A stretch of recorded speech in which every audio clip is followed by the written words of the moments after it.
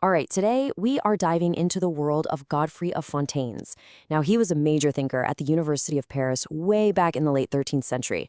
And you've got to understand, this was a time of intense intellectual debate. Godfrey was right in the middle of it all, and his weapons of choice were razor-sharp logic and, well, a whole lot of common sense.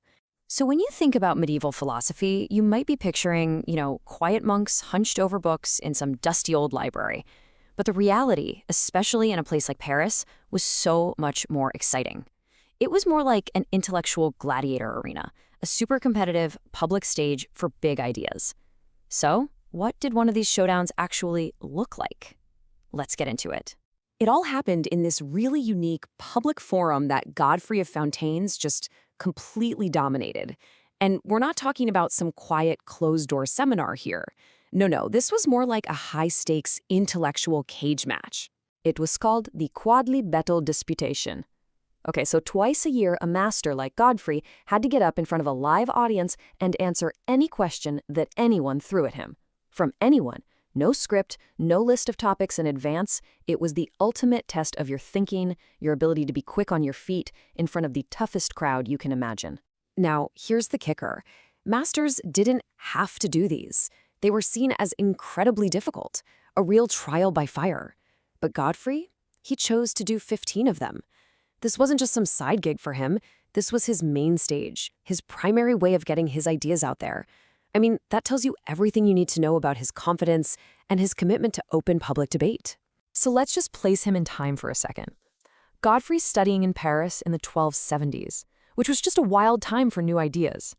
By 1285, he's a full-blown master of theology. And for the next 20 years or so, he is constantly debating the other heavyweights of the era, guys like Henry of Ghent and Giles of Rome. And you gotta know, these weren't just his colleagues. They were his biggest philosophical rivals. And one of the biggest showdowns of them all was about the very nature of reality itself. It all boiled down to this really fundamental question about what it even means for something to be. Let's make this super simple. Think about a rose. What's more fundamental? Is it the idea of a rose, its roseness, its essence, what makes it a rose?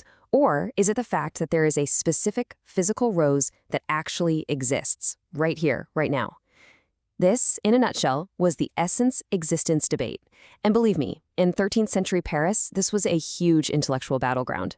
So basically, three main camps popped up. First, you had Godfrey's rival, Giles of Rome. He argued for a real distinction. For him, a thing's whatness and its actual existence were two genuinely separate ingredients. Then you had Henry of Ghent, who tried to get clever and find a middle ground with something he called an intentional distinction.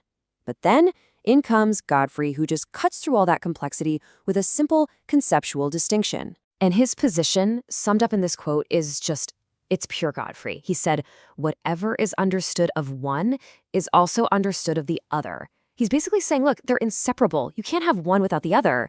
The moment you understand what a thing is, you understand it as an existing thing. At the end of the day, for Godfrey, this whole debate was just way too complicated. Why invent two separate principles when one works just fine? In his mind, a thing's essence and its existence are the exact same reality. If something is actual in its essence, well, then it's actual in its existence. That's it. It's just this beautifully simple and efficient way of looking at the world, totally grounded in common sense. All right, so this drive for logical simplicity, it also shaped how we tackled another massive debate of the day. Could the universe be eternal, or did it absolutely have to have a beginning? And maybe more importantly, could you prove it one way or the other using philosophy alone? And here we see him facing off against Henry of Ghent again. Henry argued, yeah, absolutely, philosophy can prove the world had a beginning. But Godfrey, he sided with another famous thinker, Thomas Aquinas, and took a different path. He argued that, from a purely logical point of view, there's nothing contradictory about an internally created world. For him, the idea that the world did have a beginning was something you knew through faith, not something you could prove with philosophy. But, and this is super important, Godfrey wasn't just copying Aquinas' homework. He had his own little wrinkle, his own specific problem with the idea. He reasoned that if the world were eternal and always had people in it, you would end up with an actual infinity of immortal human souls all existing at the same time. And for Godfrey, an actual infinity of anything was just impossible. So you can see him really wrestling with the idea in his own unique way. So, As we start to pull all these threads together, what do we see?